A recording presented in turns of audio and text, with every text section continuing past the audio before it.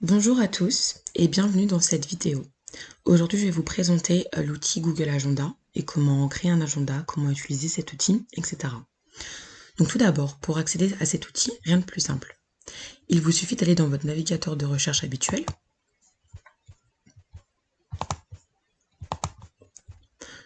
Voilà, on va dans son navigateur de recherche habituel. On ouvre le moteur de recherche Google. Et en fait, ici en haut à droite, vous allez avoir toutes les applications Google qui s'affichent. D'abord, assurez-vous d'être bien connecté à votre compte Gmail, auquel vous comptez associer votre agenda. Ensuite, cliquez du coup sur les applications Google. Et comme vous pouvez le voir, ici vous allez avoir l'agenda qui s'affiche, ou calendar en anglais. Donc ensuite, il vous suffit de cliquer dessus pour y accéder.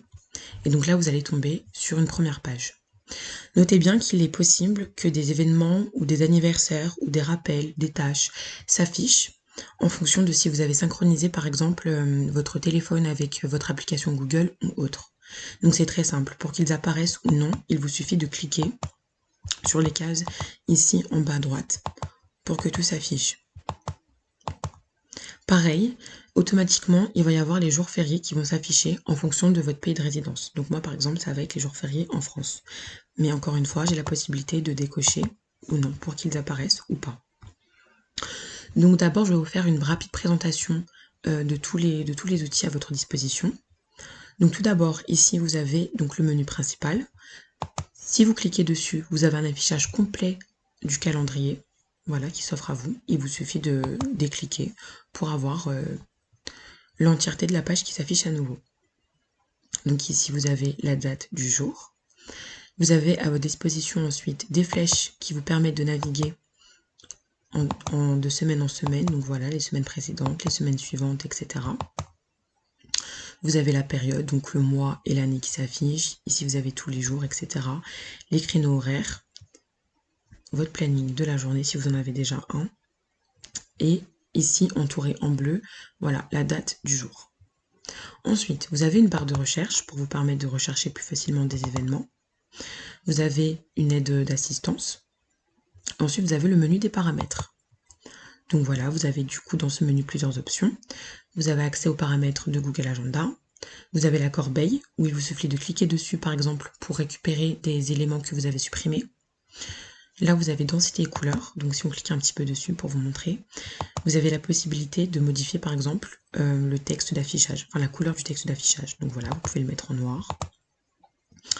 Et voilà, vous pouvez aussi modifier la densité. Donc vous pouvez mettre l'écran un petit peu plus compact, voilà, réactif à l'écran. Ensuite, ici, vous avez les options d'affichage de votre calendrier. Donc là, par exemple, c'est en semaine, mais vous pouvez programmer en jour pour voir votre planning d'aujourd'hui. Vous pouvez aussi programmer en mois, voilà, pour avoir une vision complète du mois. En année, seulement votre planning, sur 4 jours. Vous avez aussi la possibilité de choisir si vous voulez afficher le week-end, afficher les événements, refuser, etc. Et comme toujours, vous avez toujours accès aux applications de Google et à votre compte Google si jamais vous voulez changer de compte par exemple. Voilà. Donc maintenant, je vais vous montrer comment créer un agenda parce que c'est quand même ce qui nous intéresse. Donc ça va se passer ici dans la partie de gauche. Donc encore une fois, vous avez la possibilité de défiler ici dans les mois. Là, si vous créez, ça va créer un événement, mais directement sur l'agenda qui s'affiche. Donc on y reviendra un petit peu plus tard. Voilà. Donc, pour créer un agenda, comme vous le voyez ici, vous avez déjà donc vos agendas et d'autres agendas un petit peu plus personnels. Ici, vous avez un chapeau. Donc voilà, ici et ici, qui va du coup réduire la fenêtre d'affichage, comme vous pouvez le voir. Et juste à côté de ce chapeau, vous avez un plus, avec tous les autres agendas. Donc il faut cliquer dessus. Et plusieurs options se montrent à vous.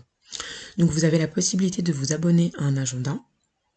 Vous avez la possibilité de créer un agenda, donc c'est ce qui va nous intéresser ici. Vous avez la possibilité de parcourir des agendas qui sont susceptibles de vous intéresser. Vous pouvez accéder à un agenda à partir de l'URL ou vous pouvez importer un agenda. Donc, ce qui nous intéresse ici, c'est de créer un agenda. Donc, il vous suffit de cliquer dessus. Il faut choisir un nom de cet agenda. Donc, ici, pour la vidéo, on va mettre Google Agenda, par exemple.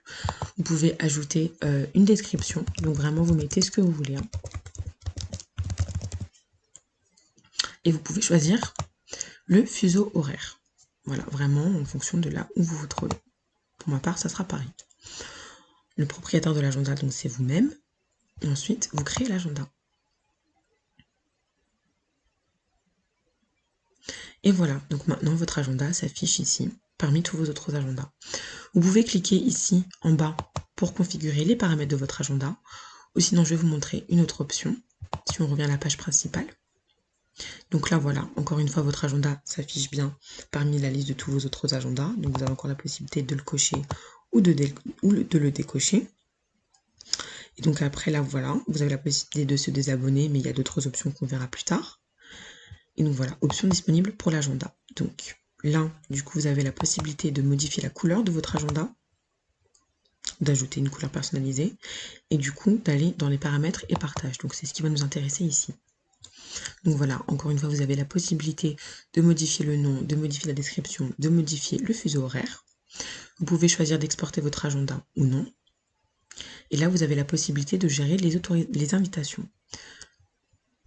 Donc, soit vous pouvez choisir de ne pas afficher les invitations, soit vous pouvez choisir d'ajouter automatiquement toutes les invitations à votre agenda ou d'accepter automatiquement les invitations lorsque vous êtes disponible. Ensuite, vous avez les autorisations d'accès. Donc, vous avez la possibilité de rendre disponible publiquement votre agenda en cliquant juste ici.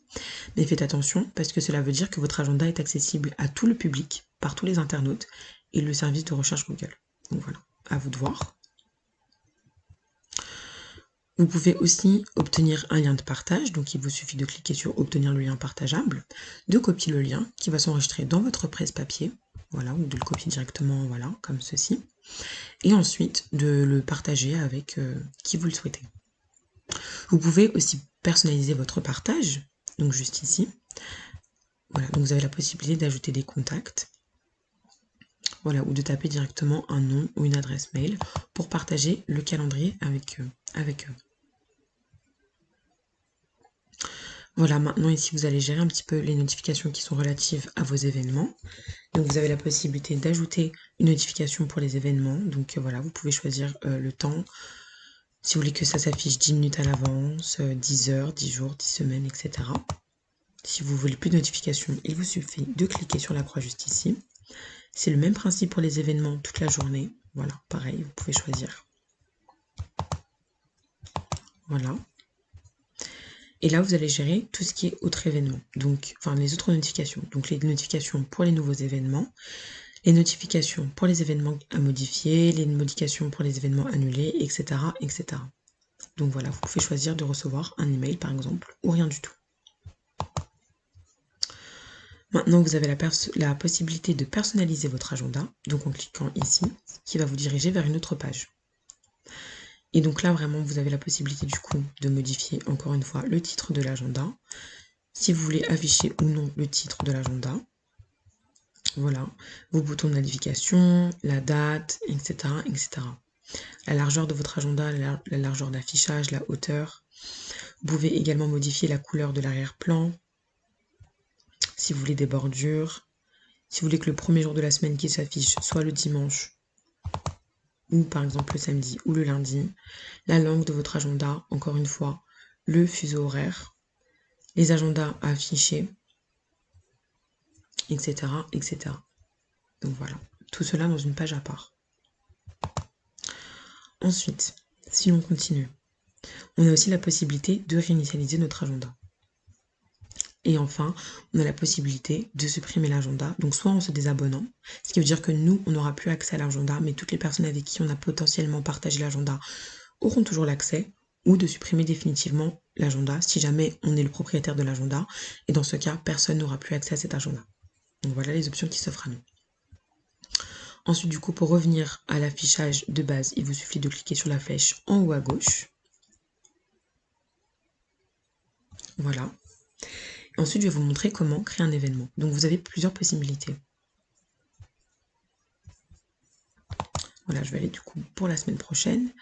Si je prends par exemple le mardi, donc soit je clique à peu près dans le fuseau horaire que je veux, donc par exemple là mardi vers 11 h à peu près, j'ajoute un titre. Voilà. Ensuite, j'ai la possibilité de choisir si c'est un événement ou une tâche. Donc, si c'est un événement, donc là, voilà, j'ai bien la date que je peux modifier. Hein, voilà. J'ai l'horaire, pareil, que je peux modifier. L'horaire de début, l'horaire de fin. Donc là, on va dire de 11h30 à, par exemple, 11h45, donc 15 minutes. Hein. Je peux aussi choisir si c'est toute la journée, mais dans ce cas, du coup, il n'y aura plus d'horaire. Si ça s'étend sur plusieurs jours. Donc là, par exemple, de mardi à mercredi. Voilà, c'est possible aussi. Je peux aussi choisir la récurrence à laquelle je veux que cet événement apparaisse. Donc, est-ce que c'est tous les jours? Est-ce que c'est toutes les semaines? Tous les ans, etc. Ou je peux aussi personnaliser. Donc, voilà. Je peux rechercher, du coup, un horaire.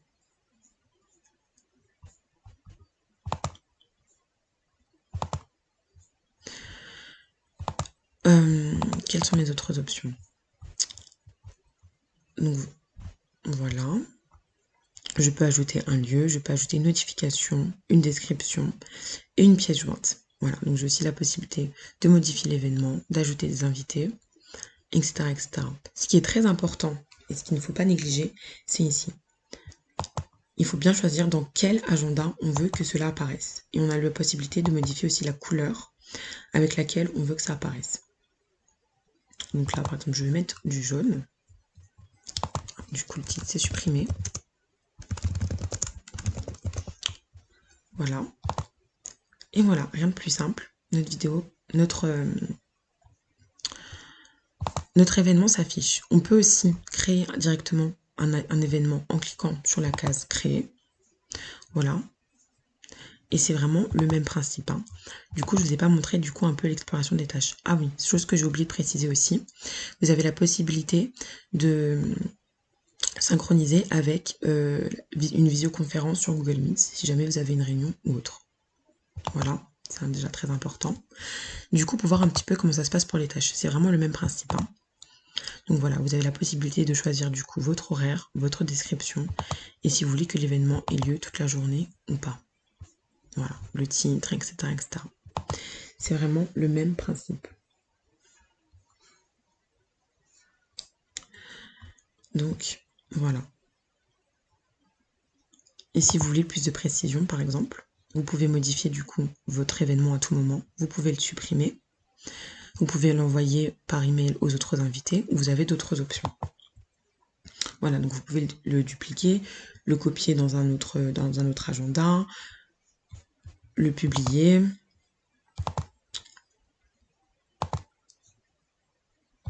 Le publier ou changer de propriétaire. Donc voilà, et c'est tout le temps la même chose. Donc voilà, Google Agenda est vraiment un outil qui est très utile dans le monde du travail. Et pas seulement d'ailleurs. Et c'est surtout très important quand on est freelance ou consultant par exemple.